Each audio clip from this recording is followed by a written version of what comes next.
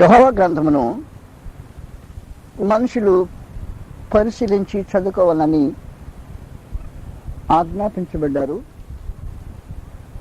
అలాగూ చదువుకోకపోతే గ్రంథంలో సంగతులు అపార్థం చేసుకునే అవకాశం ఉంది. సత్యమును గ్రహింపకుండా పోయే అవకాశం కూడా ఉంది. మార్క్స్ వార్త 12వ అధ్యాయంలో గ్రంథంను అర్థం చేసుకోవాల్సిన అవసరతను గురించి మాట్లాడుతున్నాడు. 24వ వచనంలోని అందుకు యేసు మీరు లేఖనములను గాని దేవుని శక్తిని గాని ఎరుకకపోవటం వలన పొరబడుతున్నారు అన్నాడు. లేఖనాలు ఎరగకపోతే దేవుని శక్తిని కూడా ఎరిగేదానికి అవకాశం లేకుండా పోతుంటుంది. లేఖనాలు ఎరగటానికి దేవుని శక్తిని ఎరగటానికి మనిషి లేఖనాలు ఎరగాల్సిన అవసరం ఉంది. కాబట్టి ఏం చెప్పాడంటే మీరు లేఖనములను కానీ దేవుని శక్తిని కానీ పోవటం వలన పొరబడుతున్నారు. వారు మృతుల నుండి లేచినప్పుడు పెళ్లి చేసుకొనరు, పెళ్లికి వారు కానీ పరలోకమందున్న దూతల వారందరూ వారు లేచినని మృతులను గురించిన సంగతి మోషే గ్రంథమందలి పదనుగురు గురించిన భాగంలో మీరు చదవలేదా అని. మేము చదివాం కానీ ఇది పునరుద్ధానం గురించి అని మాకేం తెలుసు అని మనం అన్నాం. కాబట్టి ఇప్పుడు గ్రంథం చదవటం మరొకంతు, చదివిన దానిలో ఉన్న సంగతిని గ్రహించడం మరొకంతు. వారు మృతుల నుండి లేచినప్పుడు సంగతి మాట్లాడి 26వ వచనంలో వారు లేచెదరని మృతులను గూర్చిన సంగతి మోషే గ్రంథమందలి పొదను గురించిన భాగంలో ఉందిట. కానీ మోషేను గురించి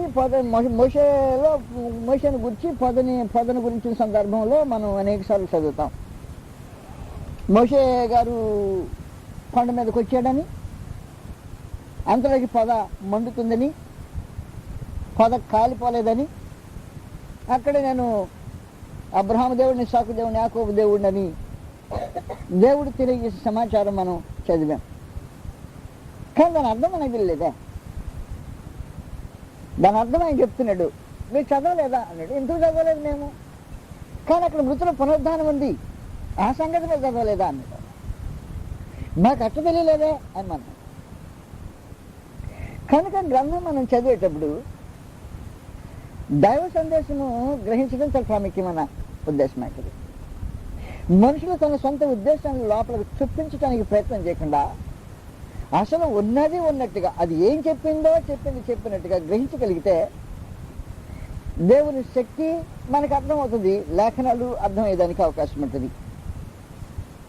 అప్పుడు వివరిస్తున్నాడు ప్రభువుని యేసు ఆ భాగంలో దేవుడు, నేను అబ్రహాము దేవుడును, ఇస్సాకు దేవుడును, యాకోబు దేవుడని అతనితో చెప్పాను.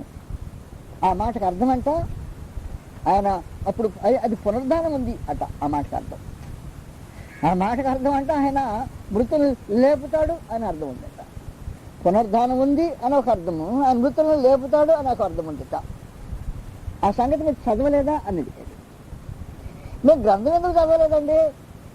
కథ బాగానే తెలుసు మాకు, కానీ దానిలో ఉన్న సందేశం మీరు అర్థం ఎరగలేదా అనేది.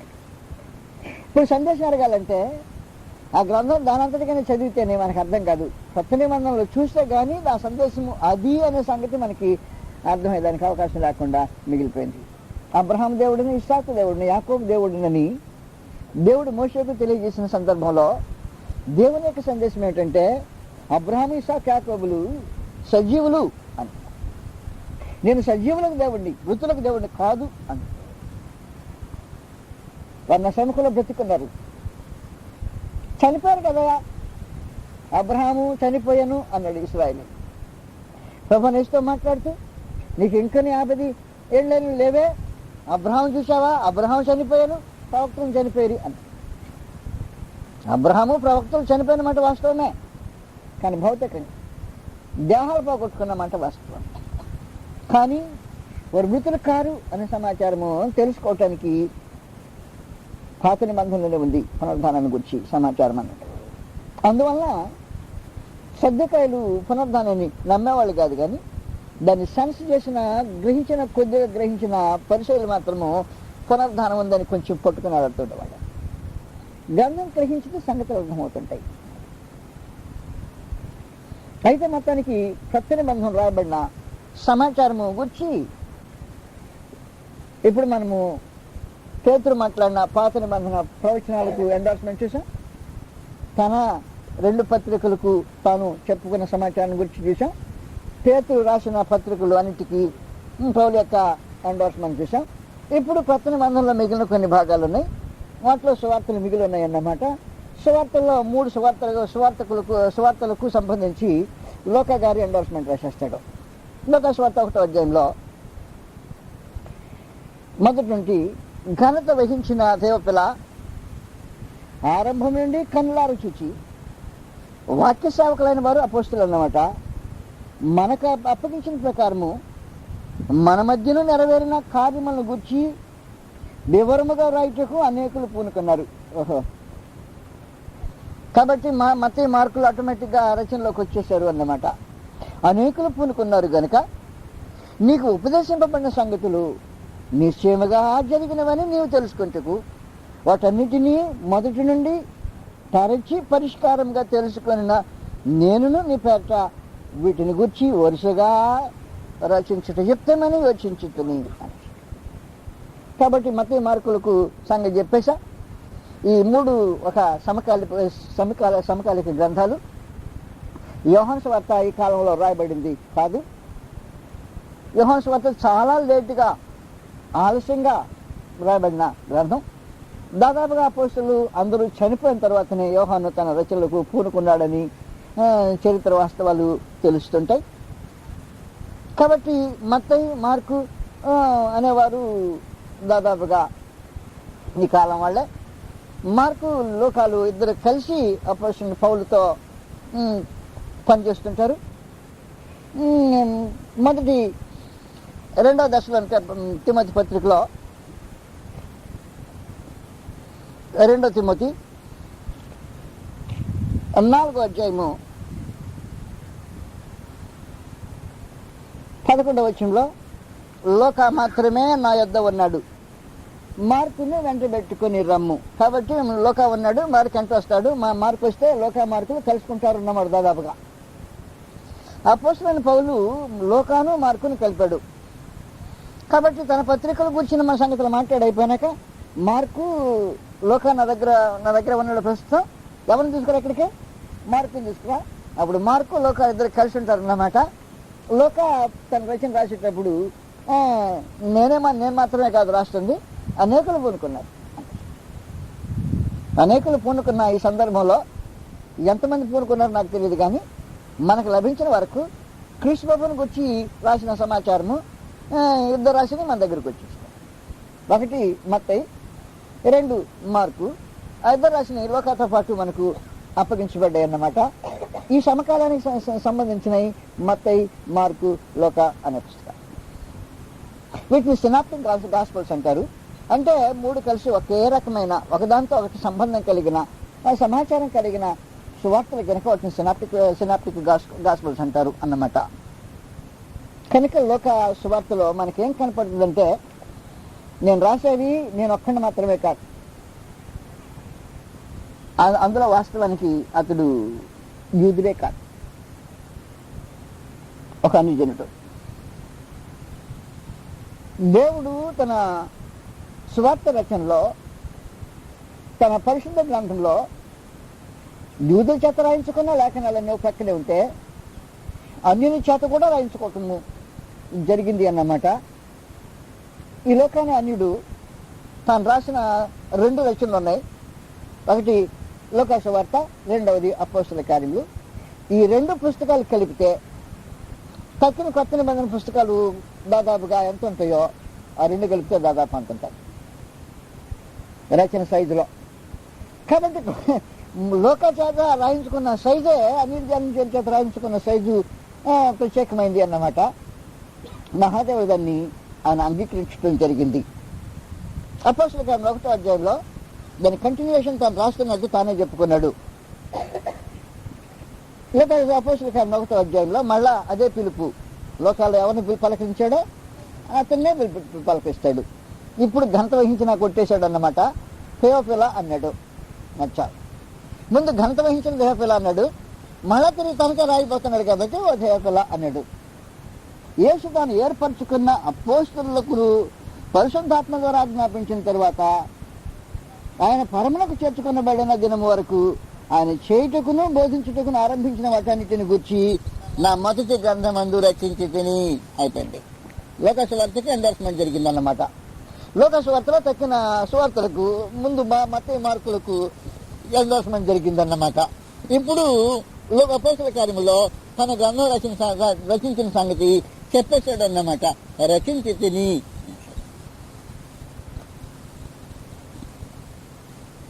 యోహాను సువార్త లేటుగా రాబడిన సువార్త. నేను మీకు ముందుగా తెలియజేసినట్టే దాదాపు అప్పటికి క్రీస్తు ప్రభువుని చూసిన మనుషులు ఎవరు సజీవంగా లేనట్టే. అపోస్తలులు మాత్రం దాదాపుగా అందరూ చనిపోయారు, పౌలుతో పాటు సమస్తమైన వాళ్ళు. అప్పటి వరకు రాయబడిన లేఖన భాగాలు అన్నీ పేతురుపత్రికలు, ప్రత్యేకించి సువార్తలు,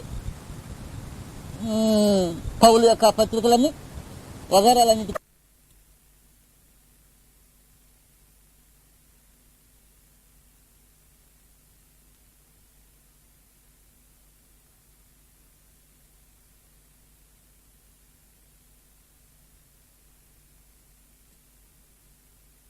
జరిగింది. యోహాను గారు తన రచనను దాదాపుగా క్రీస్తు శకము 90వ సంవత్సరంలో రాస్తాడు. బతుకున్నది లేకపోతే ఎట్లా రాస్తాడు? ఏంది నువ్వు మాట్లాడే మాటకు అర్థం ఉందా? ప్రశ్నకు అర్థం అయితే ప్రశ్న అడగాల. 96 సంవత్సరంలో ప్రశ్న గ్రంథం రాశాడు. బతుకున్నదని అడుగుతాడంటే అర్థం లేని మాట. బతకపోతే చచ్చినది ఎట్లా రాస్తాడు? బతుకుండే రాశాడు. అతను దీర్ఘకాలం అసలు వాస్తవానికి వారి మధ్యలో ఉండే ఆలోచన ఏమో తెలిసిన, అతను చావడని అనుకునేవాళ్ళు అంతే. మరి వాళ్ళు అనుకున్నారంట. యోహాను సువార్త 21వ అధ్యాయం.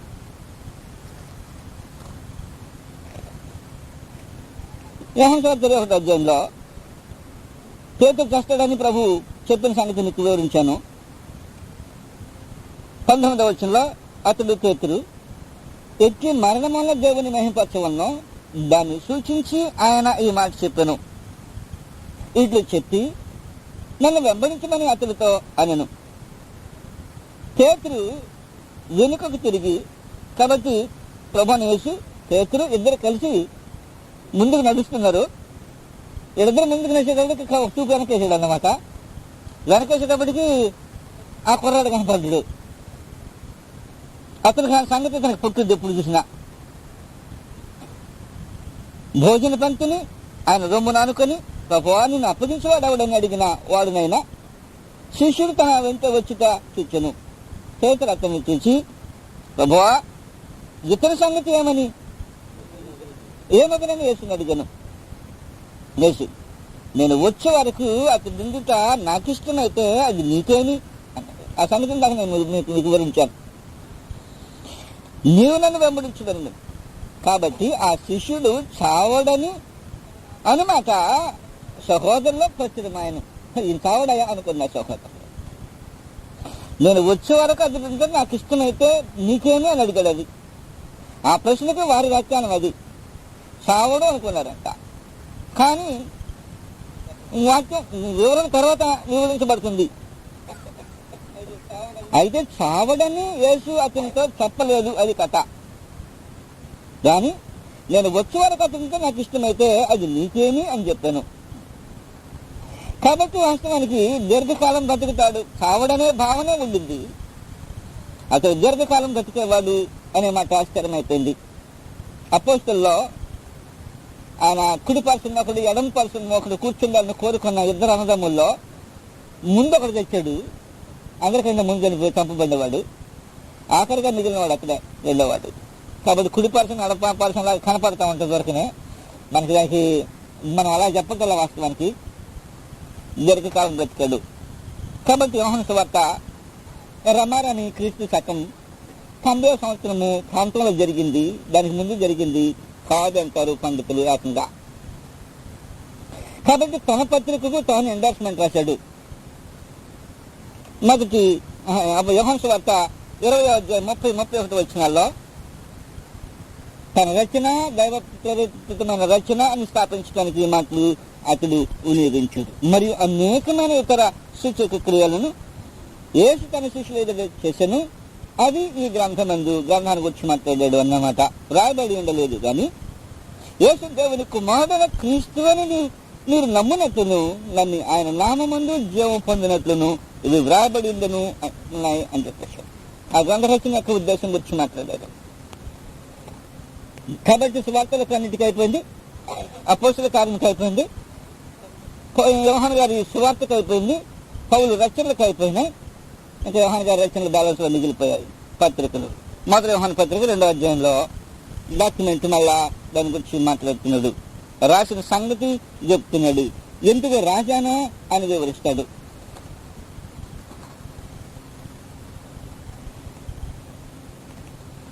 రాసిన ఉద్దేశం మాట్లాడాడు.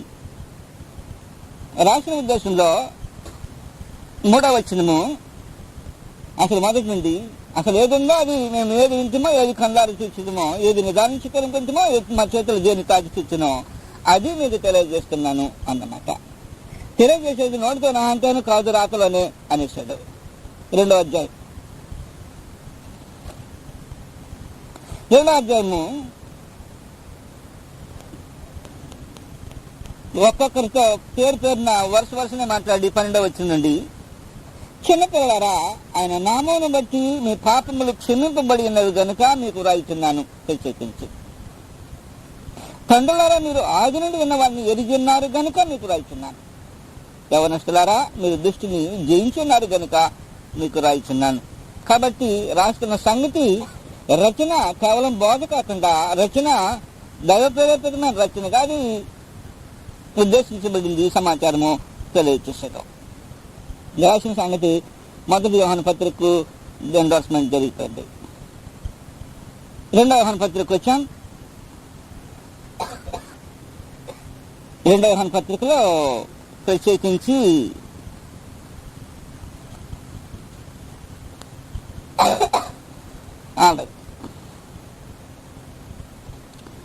12వ వచనంలో అనేక సంగతులు మీకు వ్రాయవలసింది ఇండియు సిరాతో గాని కాగితముతో కానీ వ్రాయ మనసులక మీ సంతోషము పరిపూర్ణమగినట్లు మిమ్మల్ని కలుసుకొని ముఖాముఖిగా మాట్లాడడం నిరీక్షించున్నాను అని చెప్పేశాడు.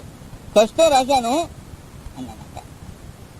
ప్రస్తుతం రాశాను కానీ ఇంకా డీటెయిల్స్, ఇంకా వివరాలు కావాలంటే మీతో ముఖాముఖిగా మాట్లాడాలనుకుంటున్నా. రాసిన మాట వాస్తవమే, రాసిన సంగతి చెప్పేసి ఈ సంగతులు మీకు రాయవలసి ఉంది అన్నాడు. ఈ సంగతులు మీకు రాయాల్సిందే. నేను చెరాతో కాగితంతో ప్రస్తుతం కొద్దిగా రాశాను. 3వ యోహాను పత్రికలో 9వ వచనంలో నేను సంఘమునకు ఒక సంగతి రాసితిని అనేసాడు. యోధా పత్రిక ఎండార్స్మెంట్ కనబడుతుంది 3వ వచనంలో. యోధా పత్రిక 3వ యోహాను 3వ యోహానుకి అయిపోయింది. యోధా పత్రిక వచ్చాం. యోధా పత్రికలో 3వ వచనము, ప్రియులారా మనకందరికీ కలిగిన రక్షణను గురించి నీకు వ్రాయవలనని విశేష ఆసక్తి గలవాడిని ప్రయత్నపడుచుండగా పరిశుద్ధులకు ఒక్కసారి అప్పగింపబడిన బోధ నిమిత్తము ఇంకెక్కువ పెంచొద్దు అని సంగతి చెప్తున్నాడు. యోధా పత్రిక వచ్చేటప్పటికి ఇక ప్రత్యక్షత పెరగదు అన్నాడు. ప్రత్యక్షత ఇంకా ఒక పత్రిక తర్వాత ఇంకో పత్రిక తర్వాత పత్రిక వాళ్ళు కాదు అన్నాడు. పత్రికల యొక్క ముగింపుని గురించి మాట్లాడాడు. నేను చెప్పే పాయింట్ నీకు అర్థమయ్యా. ఫిలిప్పీలకు రాసిన పత్రికలో ఇంకా కొనసాగుతుంది అన్నాడు. యోధా పత్రికలో ముగించేస్తుంది. పంచడానికి ప్రయత్నం చేశాడు యోధా. మనకందరికీ గల రక్షణ అనే అంశాన్ని గురించి రాసి పంచాలనుకున్నాడు. ఇంకా సమాచారాన్ని పరిశుద్ధాత్మన్నాడు. అంతమైపోయింది, క్లోజ్ డౌన్ అనేసాడు. ఫిలిప్పీలకు 3వ అధ్యాయంలో లేఖనములు పరిశీలనగా చదవండి అన్నమాట. ఫిలిప్పీలకు 3వ అధ్యాయము ప్రత్యక్షత పూర్తి గల కొనసాగుతూ ఉంది. ఆయన బయలుపరుచుతున్నాడు. పత్రికాముఖంగా పత్రికలు రావాల్సిన అవసరం ఉంది అని సమాచారం తెలియజేశాడు. 13వ వచనం నుండి, సహోదరులారా, నేను ఇదివరకే పట్టుకొని ఉన్నానని తలంచుకొనను. అయితే ఒకటి చెబుతున్నా, వెనుక ఉన్నది మరిచి ముందున్న వాటి కొరకు దగ్గరపరిచి క్రీస్తునందు ఉన్నతమైన దేవుని ఉన్నతమైన పిలుపు వలన కలుగు బహుమానము పొందవలని గురి వద్దకే పరిగెత్తున్నాను. కాబట్టి మనలో పరిపూర్ణమైన వారమందరము ఈ తాత్పర్యము కలిగిందము. అప్పుడు దేనిని గూర్చి అయినను మీకు వేరు తాత్పర్యము కలిగి ఉన్న ఎడల అదియో దేవుడు మీకు బయలుపరచును. అంటే అర్థం ఏంటి? ప్రత్యక్షత కొనసాగుతుంది అని అర్థం. ఈ పత్రిక రాసిన తర్వాత ఇంకా వస్తాయి సమాచారాలు అని అర్థం. ఇంకా ప్రత్యక్షత ఏదైనా ఉంటే దేవుడు మీకు ప్రభు మీకు బయలుపరుస్తాడు అని చెప్పాడు. కానీ ఈ బయలుపరిచే కార్యక్రమం లాగుతున్నాడు యోధా గారు. ఇంకొక దానికి స్కోప్ కలిగిస్తా ఉన్నాడు అన్నమాట. మనకందరికీ కలిగే రక్షణ అనే అంశం మొదలెట్టాడు. ఇది అయిపోయినాక ఇంకొక రావాలి వాస్తవానికి. కానీ పరిశుద్ధాత్మ అన్నదంతా అయిపోయింది. నేను మీకు ఏ సంగతులు బోధించుతున్నావు వాటన్నిటిని గాయకొని వల్లని మీరు వారికి బోధించదనే కార్యక్రమం ముగిసిపోయింది. ఇంకా దానికి అంతద్దు, నా ప్రోగ్రాం ముగించుతున్నా అని చెప్పడానికి పరిశుద్ధాత్మ యోధా దగ్గర ఈ కార్యక్రమం జరిగించాడు. మనకందరికి రక్షణ కలిగే రక్షణ గురించి మీకు రాయవాలని నేను చెప్పేది మీకు అర్థమవుతుంది. అసలు విశేష ఆసక్తి గల వారిని ప్రయత్నం పడుతుండగా అక్కర్లేదు పరిశుద్ధులకు ఒకసారి అప్పగించేశాను. ఆ బోధన నిమిత్తం నాకు పోరాడమను, ఇంకా పెంచుకుని వెళ్ళే కార్యక్రమం లేదు అన్నట్టు. కాబట్టి గ్రంథానికి ఏం చేసేదంటే ముగింపు తీసుకొచ్చేస్తున్నాడు అన్నమాట. ముగింపు తీసుకుని వచ్చి ఇంక పెంచొద్దు, పరలోకమందు భూమి మీద నాకు సర్వాధికారం ఇవ్వబడి ఉన్నది అనే సమాచారము సువార్తల్లో అందించబడింది. కాబట్టి మీరు వెళ్ళి సమస్యలను శిష్యులుగా చేయండి, తండ్రి యొక్క కుమారుని యొక్క పరిశుద్ధాత్మ యొక్క నామమునకు బాప్తిస్మం ఇవ్వండి అనే అపోస్తల కార్యక్రమము ముగించబడింది. నేను మీకు ఏ సంగతులు ఆజ్ఞాపించుతున్నాం వాటన్నిటి గైకొని వాళ్ళకి బోధించింది అనే పత్రికల సమాచారము ఆఖరికి ముగింపుకు వచ్చింది. ఇంకొక బిట్ ఉంది, ఇదిగో నేను యుగ సమాప్తి వరకు సదాకాలం మీతో ఉన్నాను అనే బిట్ ఉంది. ఏదో పత్రిక వెంటనే ఆ బిట్ తగులుద్ది. అది ప్రకటన గ్రంథం. ఈ ప్రకటన గ్రంథం వచ్చిన తర్వాత ఆఖరి గ్రంథం అని చెప్పడానికి ఆయన మాటలు మాట్లాడాడు. 3వ వచనంలో సమయము సమీపించినది గనుక ఈ ప్రవచన వాక్యము చదువువాడును అంటున్నాడు. వాటిని విని ఇందులో వ్రాయబడిన సంగతులు గైకొని వాడును ధన్యుడు. ఇదిగో నేను యుగ సమాప్తి వరకు సదాకాలం మీతో కూడా ఉన్నాను అనే మాటను నెరవేరుస్తున్నా అని చెప్తాను. కాబట్టి మొట్టమొదటి వచనంలోనే ఈ సంగతులు ఆయన వివరించాడు. యేసుక్రీస్తు తన దాసులకు కనపరచుటకు దేవుడు ఆయన కనుపరించిన ప్రత్యక్షత. ఈ సంగతులు త్వరలో సంభవింపనైనవి. ఆయన తన దూత ద్వారా వర్తమానం పంపి తన దాసుడని యోహానుకు వాటిని సూచించను. అతను దేవుని వాక్యమును గుర్చి యేసుక్రీస్తు సాక్ష్యమును గుర్చి తాను చూసిన మట్టుకు సాక్ష్యం ఇచ్చను. అది ఇచ్చామంటున్నాడంటే సమయము సమీపించింది, ఆఖరి దానికి వచ్చేసాం. మహోన్నతులకు దేవునికి అర్థము ఒక ముగింపుకు వచ్చేసింది. దీనికంటే పెంచేదానికి అవకాశం లేదు. ఆ గ్రంథాన్ని ముగించేటప్పుడు దీంట్లో ఏం కలపొద్దు, జాగ్రత్త, దీంట్లో ఏం కలపొద్దు, ఇంకా దీంట్లో నుంచి ఏం చూసేద్దు. ఇదే ప్రత్యక్షత. ముగింపులో ఆ కార్యక్రమం మాట్లాడుతున్నాడు. 22వ అధ్యాయము 18-19 వచనాలు ప్రకటన ముగించే కార్యక్రమము అన్నమాట. ఈ గ్రంథమందున్న ప్రవచన వాక్యములను విను ప్రతి వానికి నేను సాక్ష్యం ఇచ్చినదేమనగా ఎవడైనను వీటితో మరి ఏదైనా కలుపుని ఎడల ఏది కలపడానికి లేదు అన్నమాట.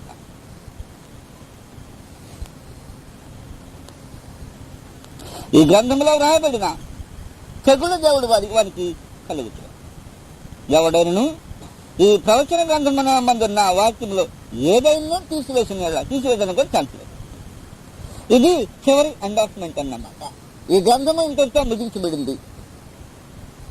ధర్మశాస్త్రం ఎలాగూ రక్తం చేత ముద్రించబడిందో, కొత్త నిబంధన అలాగే రక్తం చేత ముద్రించబడి హెబ్రీయులకు 9వ అధ్యాయంలో స్థాపించబడింది. హెబ్రీయులకు 9వ అధ్యాయం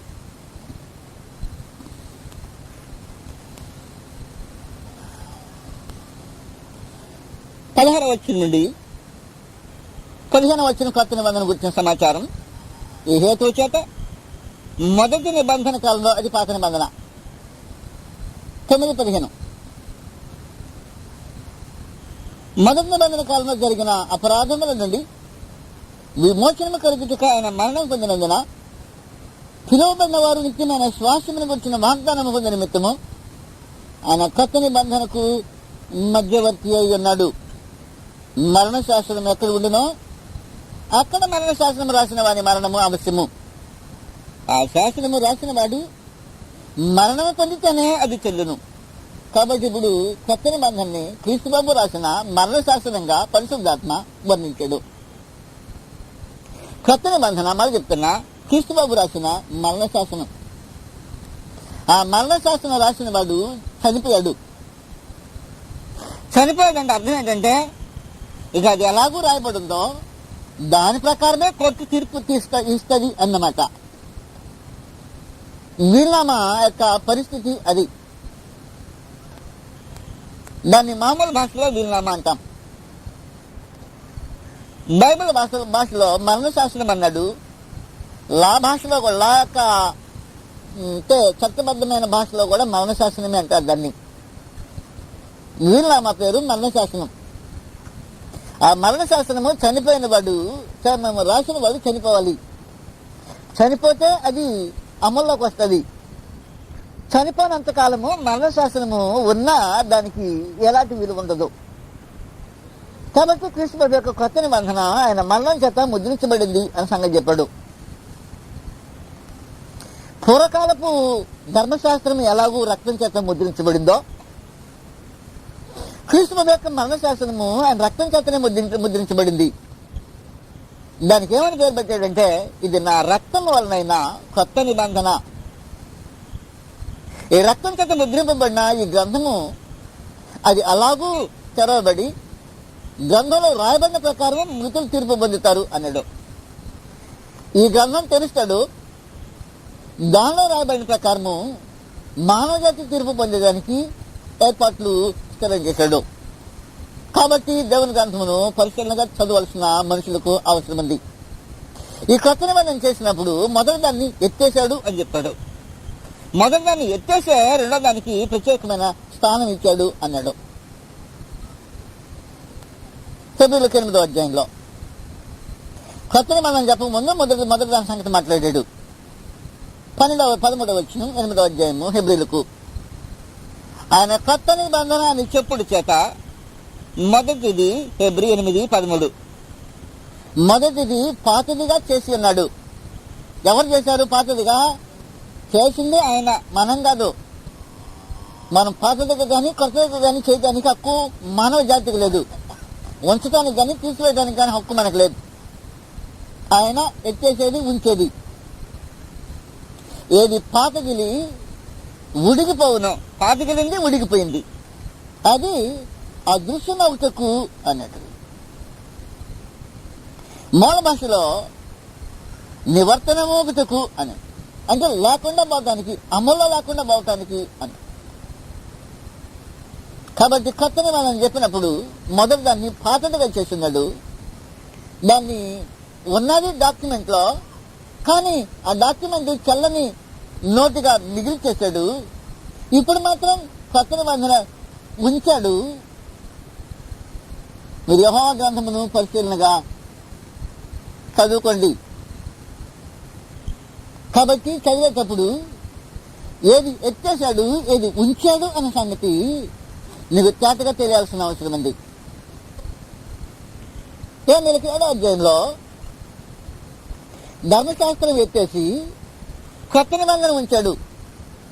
మోషే నియమాన్ని తీసివేసి క్రీస్తు నియమాన్ని దాని స్థలంలో ఉంచాడు అని సమాచారం మాట్లాడుతున్నాడు.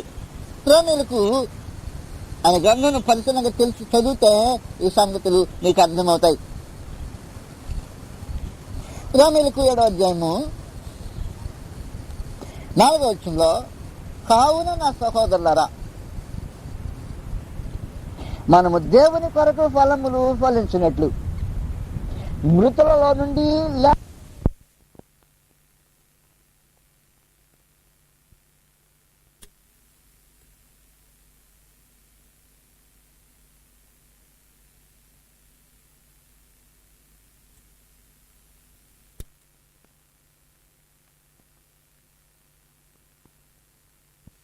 చేర్చకై శరీరము ద్వారా, ఆయన శరీరము 2 భావాలు వస్తాయి. మొదటి శరీరము ఆయన భౌతికమైన దేహం. ఆయన శరీరం ద్వారా ధర్మశాస్త్రం విషయమై మృతులైతిరి. 2వ భావార్థం వస్తుంది 9వ అధ్యాయము హెబ్రీయులకు రాసిన పత్రికలో. ఆయన శరీరమును గుడారము ద్వారా అన్నాడు. దేవుని సముఖానికి ప్రవేశించిన సమాచారము అన్నమాట. అది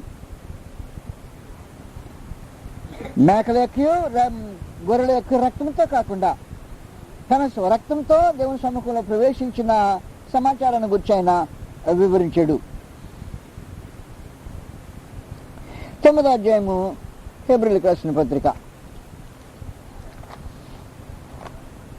9వ అధ్యాయంలో 13వ వచనం 12వ వచనం మేకల యొక్క రక్తాన్ని గురించి మాట్లాడాడు.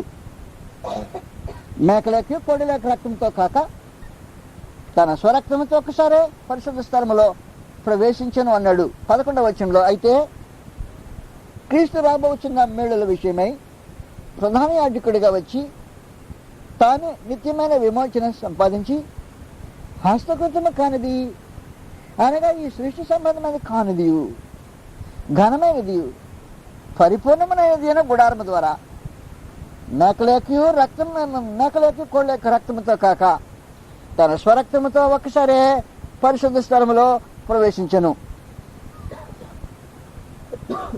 10వ అధ్యాయం హెబ్రీయులకు 19వ వచనం నుండి, సహోదరులారా, యేసు మన కొరకు ప్రతిష్ఠించిన మార్గమున అనగా నూతనమైనదియు జీవము గలదియు ఆయన శరీరము అను తెర ద్వారా ఏర్పరచబడినదినైనా మార్గమున అన్నమాట. ఆయన రక్తము వలన పరిశుద్ధ స్థలములో ప్రవేశించుటకు మనకు ధైర్యము కలిగినది గనుకను సమాచారం మాట్లాడాడు. ఇప్పుడు ప్రత్యేకించి కొత్త నిబంధన ఆయన శరీరం తెర ద్వారా స్థాపించబడింది. కొత్త నిబంధన నేడు ఆత్మ సంబంధమైన తన శరీరంలో సజీవంగా ఉంది. యెహోవా గ్రంథాన్ని పరిశీలించి చదువుకునే మనుషులు ఆయన తాన్ని ఎప్పుడు పాత నిబంధన ముగించాడు, ఎలా ముగించాడు అనే సంగతిని ఎరిగి కొత్త నిబంధనకు ద్వారం తెరిచిన పద్ధతిని గ్రహించి కొత్త నిబంధనకు కట్టుబడిన జనమై ఉండటానికి మనుషుడు పూనుకోవాల్సిన అవసరం ఉంది. ఆయన గ్రంథాన్ని పరిశీలన చేసి చదువుకున్న వాడికి సంగతి అర్థమవుతుంది. యెహోవా గ్రంథమును పరిశీలించి చదువుకొనిడి. సోమములు పోసెను ప్రభుదయ ధర విరబోసెను హరిమళ సోమములు పోసెను అరుణోదయముగా మారెను రాత్రి అరుణోదయముగా మారెను రాత్రి కరుణావరములు కురిసెను ధాత్రి కరుణావరములు కురిసెను ధాత్రి పరమ రహస్యము ప్రేమతో పరమ రహస్యము ప్రేమతో ప్రచురించెను ప్రభు జన్మతో పరిమళ సుమములు పూసెను దర్శనమాయను వరదుని నీతి దర్శనమాయను వరదుని నీతి పరిమళమాయను నరకపు భేది పరిమళమాయను నరకపు భేది విరిస క్షమాపణ హాయిగా విరిస క్షమాపణ హాయిగా మరియ కిశోరుని జన్మతో పరిమళ సుమములు పూసెను ప్రభుదయధర విరబూసెను పరిమళ సుమములు పూసెను.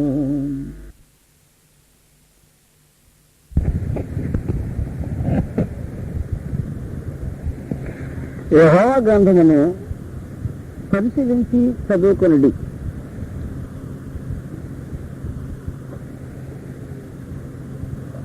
లోకసువార్త 24వ అధ్యాయంలో 44వ వచనంలో ప్రభువును యేసు అంతటా ఆయన మోషే ధర్మశాస్త్రంలోను ప్రవక్తల గ్రంథములలోను కీర్తనలోను నన్ను గురించి రాయబడినవన్నీ నెరవేర్చవలని నేను మీతో ఉండినప్పుడు మీతో చెప్పిన మాటలు నెరవేరినవి వారితో చెప్పాను. అప్పుడు వారు లేఖనములు గ్రహించినట్లుగా ఆయన వారి మనస్సును తెరిచి యెహోవా గ్రంథాన్ని ఇప్పుడు మోషే ధర్మశాస్త్రమని ప్రవక్తల గ్రంథాలని కీర్తనలని విడమర్చి మాట్లాడి ఆయన గ్రంథాల భాగాలుగా ఈ సంగతిని సూచించాడు. దానికి క్రీస్తు ప్రభు లేఖనాలు అని పిలిచాడు. లేఖనములు అంటే వ్రాయబడినవి అని అర్థం. కాబట్టి లేఖనాలు అనే ప్రత్యేకమైన సంగతి వ్రాయబడినవి అనే మాటలు కేవలమే దేవుని గ్రంథానికి మాత్రమే వర్తిస్తాయి. దేవుని గ్రంథాన్ని సచ్చినవన్నీ వ్రాయబడినవే. రాతల్లో అనేక పుస్తకాలు ఉన్నాయి. లేఖనములతో రాతలు అని వ్రాయబడినవి అని అర్థం వాస్తవానికి. కానీ ఈ మాట మాత్రం ప్రత్యేకించి దేవుని గ్రంథానికి వర్తిస్తున్నట్టు ప్రభువును యేసు వాటిని వర్తింపజేసి ఎలా అన్నాడు. అప్పుడు వారు లేఖనంలో గ్రహించినట్లుగా వారి మనసు తేల్చి దేవుని గ్రంథం గ్రహించాలంటే లేఖనాలు గ్రహించాలి. లేఖనం గ్రహించాలంటే మనసులు తెరవబడాలి. మనసులో మూసుకుని ఉన్నవారు లేఖనాలు గ్రహించడానికి అవకాశం ఉండదు. లేఖనం చదవటం ఒక వంతు, వాటిని గ్రహించటం ఒక వంతు. ఒక పరిశీలించి తెలుసుకోండి అన్నాడు. లేఖనాలు చదివినా గ్రహింపు పొందలేని పరిస్థితి ఉండటం ఆశ్చర్యపడాల్సిన అవసరం లేదు. ఒక విచిత్రమైన భక్తి కలిగిన ధనవంతుడు అధికారి ఉన్నాడు. అతడు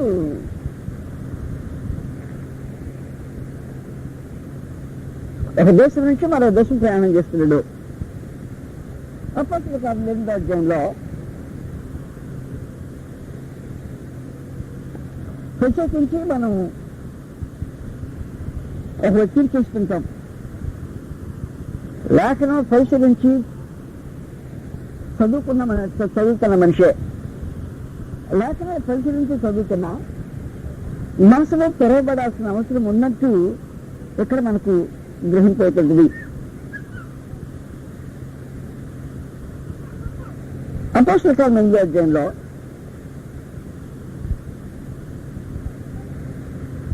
చూపించాలి.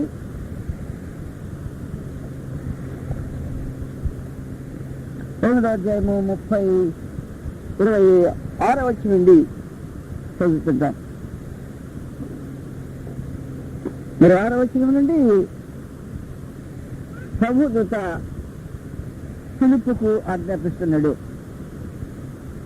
మీరు లేచి దక్షిణముగా వెళ్ళి యెరూషలేము నుండి గాజాకు పోవు అరణ్య మార్గమున కలుసుకొమ్మని పిలుపుతో చెప్పగా అతడు లేచి వెళ్ళెను. అప్పుడు ఐగుప్తీయుల రాణి అయిన కందాకే క్రింద మంత్రి ఆమె యొక్క ధనాగారమంతటి మీదనున్న ఐతియోపుడైన నపుంసకుడు ఆరాధించుటకు యెరూషలేమునకు వచ్చిండెను. అతడు తిరిగి వెళుతూ తన రథం మీద కూర్చుండి ప్రవక్త యెషయా గ్రంథము చదువుతుండెను. ఈ మాటలు మనం యెషయా గ్రంథం చదివాం. ఏమని? యెహోవా గ్రంథమును పరిశీలించి చదువుకోండి అనే మాట యెషయా గ్రంథంలో చదివాం. ఇతను చదివేది అక్కడ యెషయా గ్రంథంలో చదువుతున్నాడు. పరిశీలించి చదవటానికి ప్రారంభించాడు. అతడు దూరదేశం ప్రయాణం చేస్తూ ఉన్నాడు. చిన్న మనిషి కాదు. వాస్తవానికి లేఖనాలు పరిశీలించి చదువుకోవటము అతనికి అవసరం లేదు. భౌతికంగా ఆలోచన చేస్తే పేదవాడు కాదు, అల్పుడు కాదు. కానీ యెరూషలేము నుండి గాజాకు వెళ్తున్నాడు. గాజా ఫిలిస్తీన్ల దేశం. ఫిలిస్తీన్లకు ముఖ్యపట్నంగా ఉండేది గాజా. యూదా దేశం నుంచి ఫిలిస్తీన్ దేశపు హద్దులోకి వెళుతున్నాడు మనిషి. చాలా దూరం ప్రయాణం చేస్తున్నాడు. అందులో రథంలో ప్రయాణం చేస్తున్నాడు. అతని వేరబోక్స్ అంటే ఉద్యోగ హోదాలు వగేరా సంగతులు అక్కడ వర్ణించబడ్డాయి. మాట్లాడినప్పుడు ఐగుప్తీయుల రాణి అయిన కందాకే కింద మంత్రి అయి, పైగా ఆయన ఫైనాన్స్ మినిస్టర్ అన్నమాట. మామూలు మంత్రి అయి ధనాగారం మీద అధికారి అన్నవాడు. అవసరమా దేవుని గ్రంథం చదవటం? అలాంటి మనిషికి అవసరమా? ఒక ఫైనాన్స్ మినిస్టర్కి అవసరమా? దీని మీద ఎవరికైనా అవసరమే. యెహోవా గ్రంథం పరిశీలించి తెలుసుకోండి అని మహాదేవుడు ఆజ్ఞ ఇచ్చిన తర్వాత నువ్వు మహామంత్రివో లేకపోతే ధనాగారం మీద అంతటి మీద అధికారివో నువ్వు తెలుసుకోవటం చాలా ప్రాముఖ్యంగా అవసరం. గ్రంథాన్ని పరిశీలించి మంత్రులైనా చదవాల్సిన అవసరం ఉంది. చదువుతున్న పరిశీలనతో తన శ్రద్ధ ఆశ్చర్యమైన శ్రద్ధ. తన ప్రయాణం వేస్ట్ చేయడానికి ఆలోచన చేయాల. చాలా దీర్ఘకాల ప్రయాణం. యెరూషలేములో ఆరాధన, తిరిగి తన ఉద్యోగానికి వెళ్ళేది గాజాలో ఉన్న తన రాణి యొక్క ఆస్థానం. దేవుని గ్రంథం తెరిచాడు, పరిశీలనగా చదవటం ప్రారంభించాడు. అయితే వాస్తవం ఏం జరగాలంటే పరిశీలనగా చదివేవాడి మనోనేత్రము వెలిగించబడాలి, వారి మనసులు తెరవబడాలి. మనసులు తెరవబడకుండా దైవ సందేశము సరిగ్గా గ్రహించడానికి అవకాశం ఉండదు. కాబట్టి అనేక మంది చదువుతుంటారు, మీకు తెలుసు. నాకు తెలిసిన ఆయన నాకు చెప్పినప్పుడు దాదాపుగా నేను ఎదిగిన సందర్భంలో 75 సార్లు చదివాడు బైబిల్. ఆశ్చర్యమైన స్టూడెంట్ చెప్పాలంటే. నేను అలా చదివిన వాడిని కాదు. 75 సార్లు చదివాడట. ఆ తర్వాత ఎన్నిసార్లు చదివాడో నాకు తెలియదు. కానీ వాస్తవమైన సంగతి ఏమంటే చదవటం ఒక వంతు, లేఖనములు గ్రహించినట్లుగా మనసు తెరవబట్టం మరొక వంతు. కాబట్టి చదివేవాడు ఏం చేయాలంటే లేఖనములు గ్రహించినట్లుగా మనసు తెరవబట్టడానికి సిద్ధపడి ఉండాలి.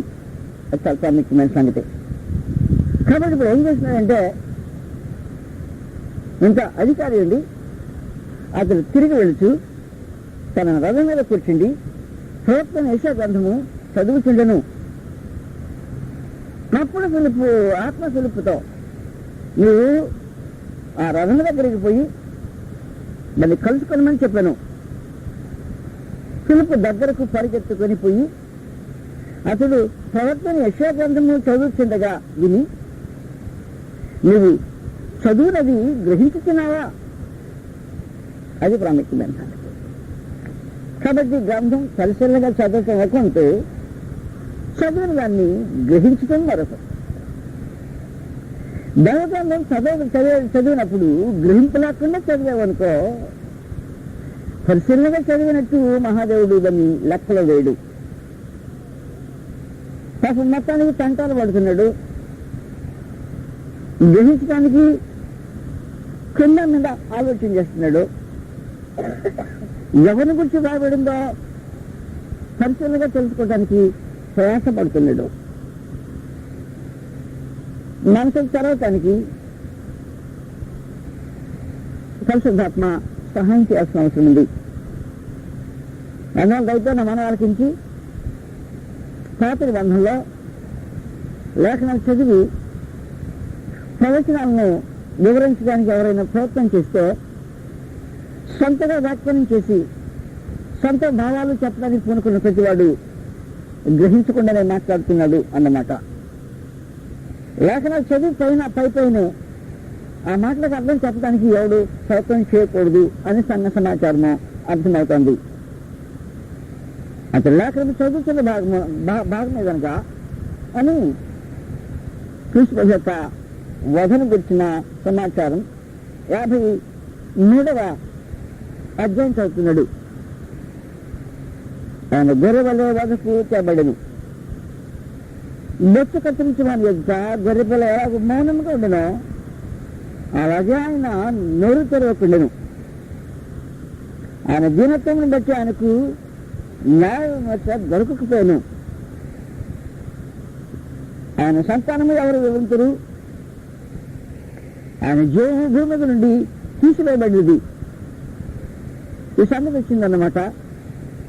అప్పుడు నపుంసకుడు ప్రవక్త ఎవరిని గుర్చి ఎలాగూ చెప్పుతున్నాడు? తను గుర్చియా వేరొకరిని గుర్చా? అది పరిశీలన. నేనేం చేయాలంటే దైవ గ్రంథాన్ని పరిశీలనగా చదివేటప్పుడు చెప్పుతున్నది ఎవరిని గుర్చి, మాట్లాడుతుంది ఎవరిని గుర్చి, ఎవరితో చెప్పబడింది, సందర్భం ఏంటి అనే సంగతులు మనుషులు పరిశీలనగా గ్రంథాన్ని చదవాల్సిన అవసరం ఉంది. ఇలాంటి విమర్శనాత్మకంగా చదవలేదనుకో, అది ఆయన గ్రంథాన్ని పరిశీలనగా చదివినట్టు కాదు అన్నమాట. కాబట్టి గ్రంథం చదివే వాళ్ళు చాలా ప్రాముఖ్యంగా గ్రహించాల్సిన సంగతులు ఏమంటే, చదివిన సంగతి మీకు గ్రహింపు కాకమునుపు అది ఎవరిని వచ్చి మాట్లాడుతుంది ఎవరు? ఆ 2 ప్రశ్నలు అప్పుడు మాట్లాడేప్పుడు చూస్తారు. 3వ సంగతి దాని సందర్భం ఏంటి, దాని ఉద్దేశం ఏంటి? ఈ ప్రశ్నలో మనుషులు ఆలోచన లేకుండా గ్రంథాన్ని చదివితే చాలా చాలా పొరపాటు చేసిన వాళ్ళు అయిపోతాం. అయితే ప్రశ్న ఆలోచన చేసే వ్యక్తి గ్రంథాన్ని పరిశీలనగా చదువుతున్నమాట వాస్తవమే, కానీ తనకు ప్రత్యేకించి మనసు తెరవబడే అవసరత కనపడతా ఉంది. తప్పుడు అతడు మీరు తెరిచి లేఖనం అనుసరించి అతనికి యేసును గురించిన సువార్త ప్రకటించను అని. కాబట్టి ఎవరిని గురించి అంటే తనకు తెలియని సంగతి పరిశుద్ధాత్మ చెప్పితేనే అర్థమవుతాడు. కాబట్టి వాస్తవానికి పాత నిబంధనకు పరిశుద్ధాత్మ ఇచ్చిన వ్యాఖ్యానము కొత్త నిబంధన. పాత నిబంధన లేఖనాల్లో మన సంగతిని గ్రహించడానికి ప్రయత్నం చేసినప్పుడు కొత్త నిబంధన యొక్క వ్యాఖ్యానాన్ని మనము జాగ్రత్తతో చూడాల్సిన అవసరం ఉంటుంది. కాబట్టి ఈ సంగతి గుర్తుపెట్టుకోండి. పాత నిబంధన గ్రంథము అందులో ప్రత్యేకించి ప్రవచనాలు చదివేసి అక్కడికక్కడే వ్యాఖ్యానం చేయడానికి మనుషులు ప్రయత్నం చేయకూడదు. అలా ప్రయత్నం చేసిన ప్రతిసారి మనుషులు తప్పుగా వ్యాఖ్యానం చేయటం జరిగింది. పాత నిబంధనలో నీకు తెలియని ప్రవచన భాగాలకు వ్యాఖ్యానము, భావార్థము, లేకపోతే దాని తాత్పర్యము, దాని ఉద్దేశము, దాని చర్చనీయాంశము అనే సంగతిలో కొత్త నిబంధన వివరించడానికి ఉద్దేశించబడింది. కాబట్టి కొత్త నిబంధన లేకుండా పాత నిబంధన తనంతరం దాన్నే మనము చదివేసి భావం చెప్పడానికి, అనేక సార్లు ప్రత్యేకించి ప్రవక్త గ్రంథాలు చెప్పడానికి ప్రయత్నం చేయొద్దు అనే సమాచారం సూచించబడింది. యెహోవా గ్రంథమును పరిశీలించి చదువుకోండి. పరిశీలించి చదువుకున్న దానికి మహమ్మతుడు దేవుడు పరిశుద్ధాత్మ యొక్క వ్యాఖ్యానంగా మన చేతిలో కొత్త నిబంధన ఉంది. ఈ లేఖన భాగం చదువుతున్నాడు నపంసకుడు, భక్తుడు, పరిశీలకుడు, గ్రంథం అర్థం చేసుకొని ప్రయత్నం చేసినవాడు. ఈ రోజున మనకు మరొకరు వచ్చి దాని అర్థం ఇదేం చెప్పేదానికి అవకాశం ఉండదు. ఆ లేఖన భాగము క్రీస్తు ప్రభువుని గురించి తెలియజేయబడిందన్న సంగతి కొత్త నిబంధనలో ఉండే మనుషులకు అర్థమవుతుంది. ఆ సంగతి వివరించబడుతుంది.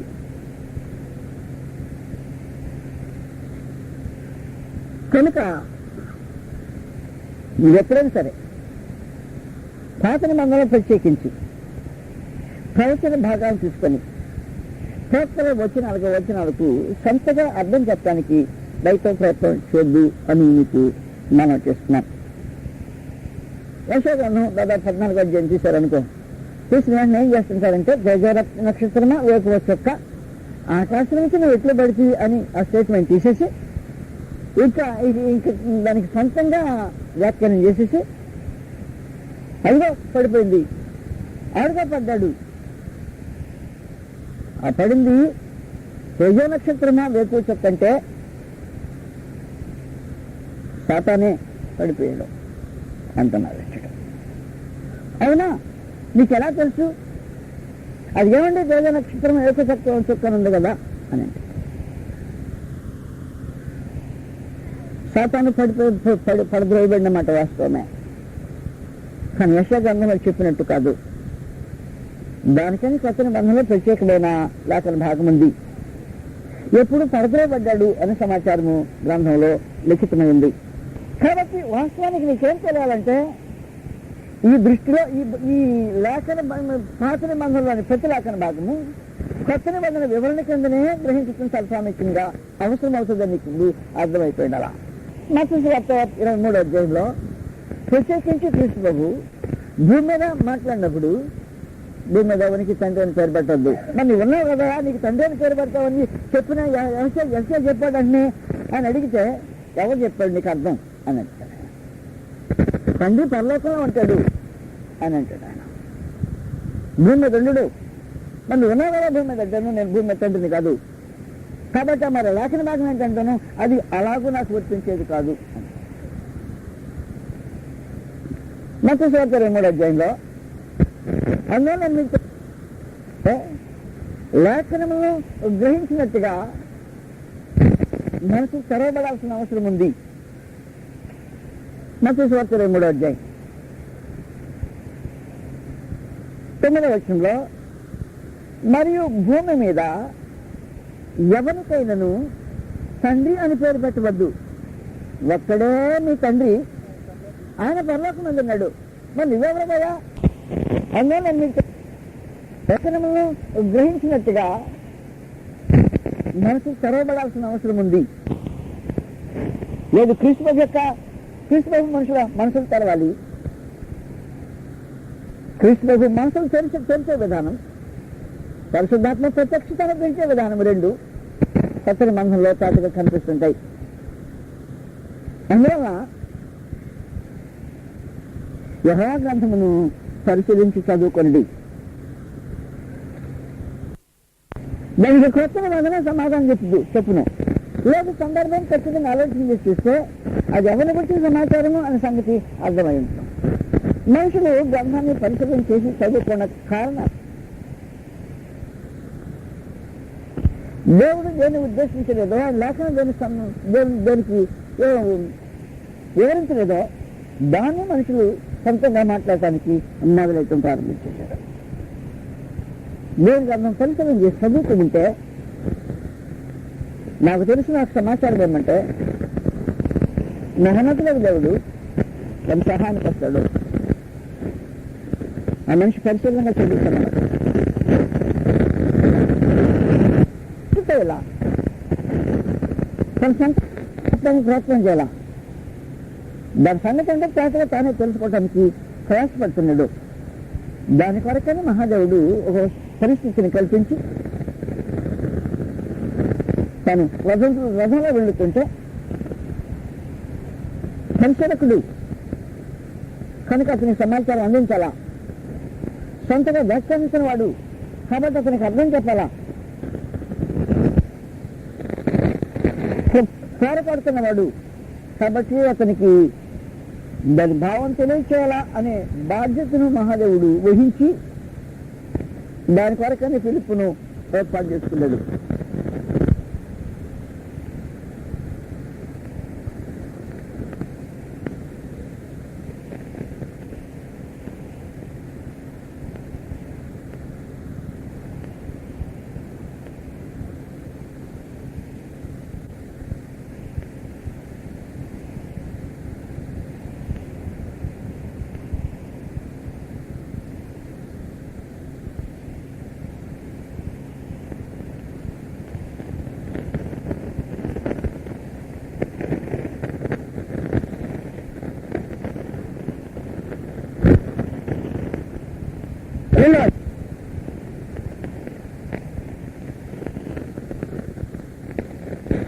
దేవుని వాక్యమును కలిపి చెరిపాడు అనేకుల వల్ల ఉండక. అది సంగతి. అనేకులు ఏం చేస్తారన్నమాట, అది చేసే సంగతి. దేవుని వాక్యాన్ని అనేకులు కలిపి చెరుపుతుంటారు. నా పంచుకుడు అలాంటి వాడు కాదు. దేవుని వాక్యాన్ని కలిపి చెరపాలనే మనసు లేదు వాడు. నీకు దేవుని వాక్యం కలిపి చెరపాలనే మనసు లేకుండా పోతే మహమ్మద్ నీకు సహాయపడతాడు, అద్భుతంగా సహాయపడతాడని నేను అనబట్లా. కానీ ఆయన బాధ్యత వహిస్తాడు. నేను తెలుసుకోవటము ఆయన చిత్తం ఏంటిది. అనేక మంది లేఖనాలని కలిపి చెరుపుతుంటారు. నిరుకు నిదానం కానీ పరిశీలనగా చదివే ఆలోచన కానీ లేకుండానే సొంతగా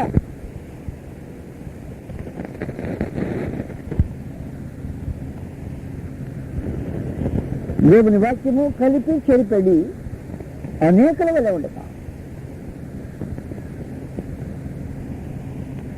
అందులో ప్రత్యేకించి మహోన్నతుల దేవుడు అపోస్తలులను ఎన్నుకోవటంలో అదొక విశేషమైన కార్యక్రమం వారి జీవితాలకు అనుగ్రహించబడింది. దేవుని వల్ల నియమింపబడిన వారమునయుండి క్రీస్తునందు దేవుని ఎదుట బోధించుతున్నాము అన్నట్టు. దేవుని ఎదుట బోధిస్తున్నారు. అలా ఎవరన్నా బోధ చేస్తుంటానంటాను. దేవుడు అన్నాడు కదా, ఆయన వాక్యం బోధించేటప్పుడు మేము ఆయన్ని పెట్టుకొని ఎదుట బోధ చేస్తున్నాం. ఆయన ఏమనాలి ఇప్పుడు? రైట్, కరెక్ట్,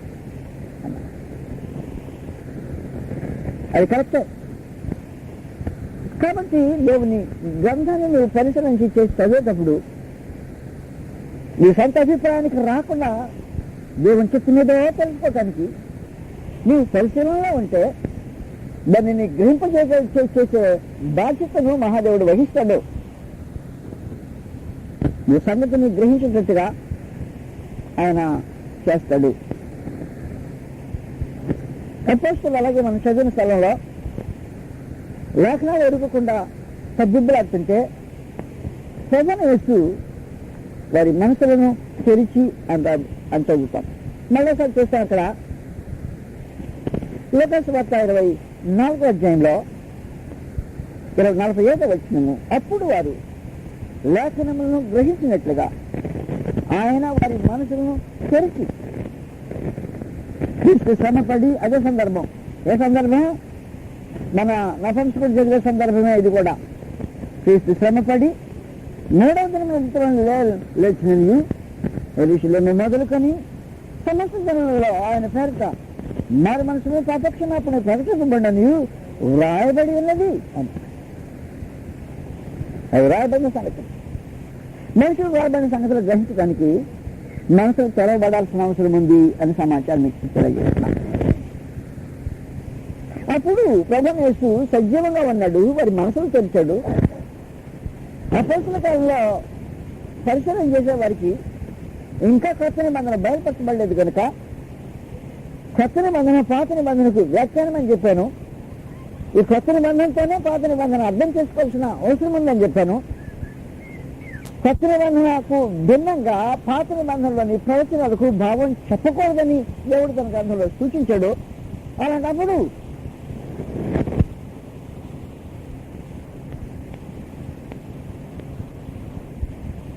చూపించి నపంసకునికి సహాయం చేశాడు. కానీ ఇప్పుడైతే బిట్లుగా మొత్తము ఆయన సంకల్పం అంతా మనుషులకు అర్థమయ్యే రూపంగా ఆయన తన గ్రంథాన్ని పరిశుద్ధాత్మ ద్వారా మనకు బయలుపరిచి చేశాడు అన్నమాట. కాబట్టి పాత నిబంధనలో ఏ సంగతిని అర్థం చేసుకోవడానికి ప్రయత్నం చేసినా కొత్త నిబంధన యొక్క దృష్టిలోనే దాని భావంతోనే అర్థం చేసుకోవడానికి ప్రయత్నం చేయాల్సిన అవసరం ఉంది.